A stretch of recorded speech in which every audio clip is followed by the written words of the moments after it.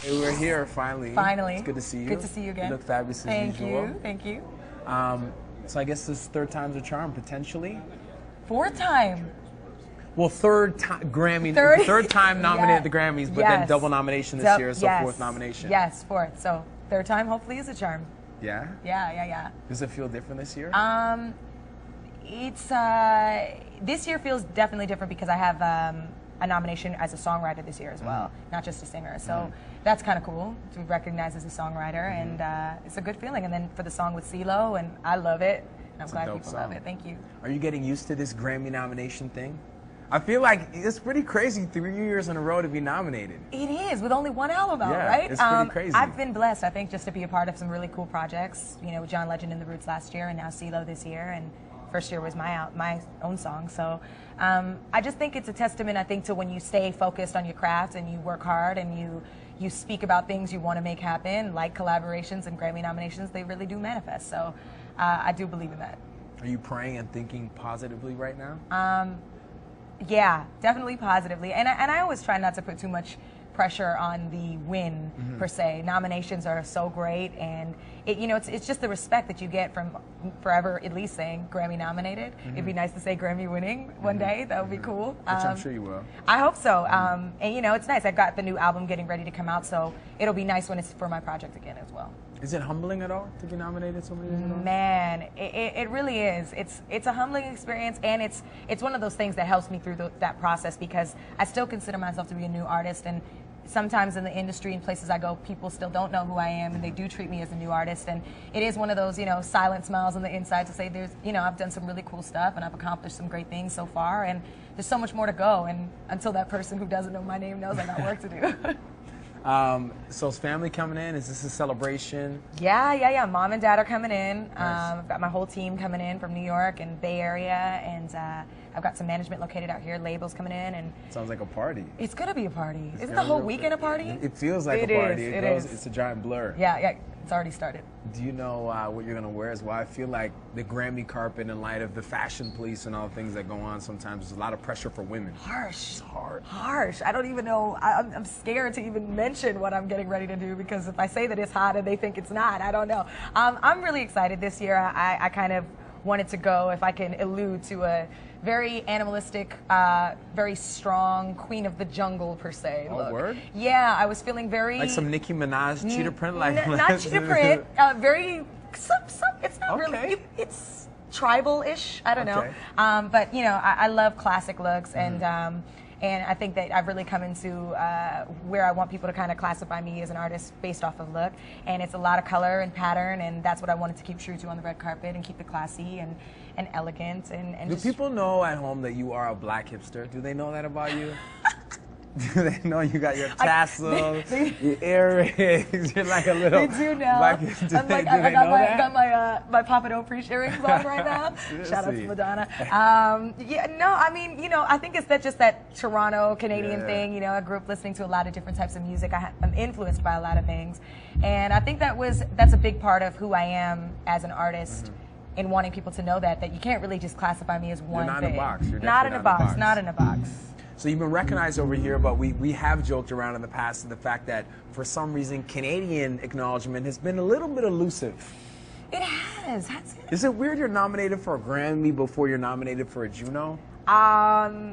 It seems a little weird as a Canadian artist. It's kind of like, man, I kind of came from there, so I should be there first. But I've actually, truthfully, had more of a presence down here just by making that leap, leaving Canada, and then coming out here, and actually I just found out I got a Juno nomination this year. That's what I'm saying. Yeah. So this is my second now. And I'm excited about that. And how's it feel? Are you excited to be Juno nominated? Yeah. I think it's great. I think it was such a fight for me. I think coming down here to say, hey, at every opportunity, I'm Canadian, and I'm proud to be Canadian, and I'm from Toronto. So to be recognized at home is really, really a great feeling. Do Justin Bieber and Drake make it easier now to be a recognizable Canadian artist? Because I feel like for a while it was like, I get into Twitter beefs all the time online, because people are always like, there's no cool people from Canada. I'm like, hello. And then after I just hit them with the Drake and the Justin Bieber right away. They're like, oh yeah, real true, quiet, real true. quiet. So quiet. thanks for the kudos. But I mean, we've had a lot going on over the years. I'm happy that Canada is absolutely getting its shine. And I mean, just people forget that Shania Twain, Celine Dion, Alanis Morissette, you know, Arcade Fire, all Canadian. like, Hello, Arcade yeah, Fire. I know. Last year Grammys, remember guys? Yeah. Oh, so your album MF. MF Life. Why is it MF rather than Melanie Fiona? What's the significance So of that? boring, Melanie Fiona, isn't it? Are you no, boring? No, it's a play on words. Yeah, of course. MF. Of course. Censored, uncensored. Okay. Mighty Fine, Melanie Fiona. Yeah. Is there another? Is there another? Is there another? I don't know. I don't know. Don't lose your job today. MF. Yeah, I loved it because the MF was that. It was the mighty fine life. It's life when it's ups and downs. And I wanted people to understand that the MF life is a concept, not just an album. And it's something that I think everybody can relate to when life gets at its highs and then at its lows, and you have to ride the waves in between. And I think that that's been my biggest lesson from the first album to the second, in learning that everything doesn't go smoothly, but you've got to ride the wave and find the beauty in it. And life is beautiful. What are you trying to convey with this album, this particular time? I think I want to be recognized as a solidified artist in the music industry, as a songwriter, as a performer, as a singer. I feel like I've grown a lot from the first album, vocally, my writing skills, the collaborations with the producers that I've been, blessed to be able to collaborate with, and the features that I have on this album. First album, I had no features, and this album I wanted to, now collaborate with the people who have, now become my friends as well as and fellow artists in the industry. So I just want people to really be like, yeah, she's a singer. She's a true bona fide artist, and there's so much, she can go anywhere and do whatever she wants from this. And that's really how I feel about this album, that it's going to be a really great stepping stone for me. Who are some of the features on the album? I've got B.O.B., John Legend, Nas. I just did a remix for my single 4 a.m. with T-Pain. Dope. Yeah, it's kind of like a bonus record. I've got production from Noah, who's, Drake, and Drake actually wrote a song for the album, so that's really cool. And it's shaped up really, really nicely. I'm very excited for people to hear it. It's really, really musical, and I think it gives people a good sense of some strong, very vulnerable and powerful songs. Vulnerable. Very vulnerable. Yeah? Yeah. Does that speak to relationships? Oh, always. Are we talking about love and relationships? I am a sucker for love. The highs and the lows. And that, this album really does touch upon that. And I think I poured my soul a little bit more out based off of what I've been through over the last few years in growing as a young woman and falling in and out of love, or what I think is love and what isn't. And just, telling that story. And that's, I think, the one thing that I took from the first album, especially with my fans and the success that I had, was everybody made the songs that were the most heartfelt and heartbroken the #1 records and Grammy-nominated records. So I think there's something to be said that there is a voice that needs to be singing about that, that thing that sometimes we're a little bit afraid to open up to the world about. And people can relate. And people can absolutely relate. So this, you have a crazy schedule: West Coast, East Coast, performing, touring. How do you find time to give back? Whenever I can. I'm a big supporter of women's causes, and actually most recently... Would you classify yourself as a feminist, maybe? No, I like men too.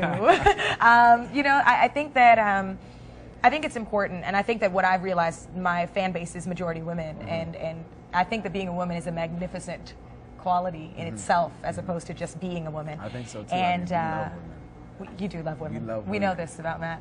I just actually did a program called the New Way of Life Reentry Program, and with a lady by the name of Susan Burton, who was featured on CNN Heroes last year.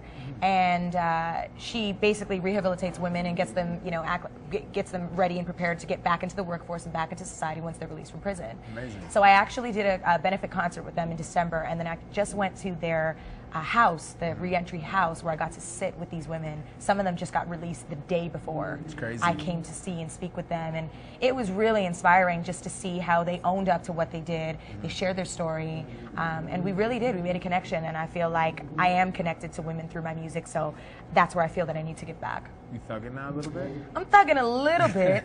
I'm hard a little bit, That T.O. swagger was always good to see you, man. Good to see you too. Congratulations. Thanks. Look forward to seeing your future success. Thank you. All right.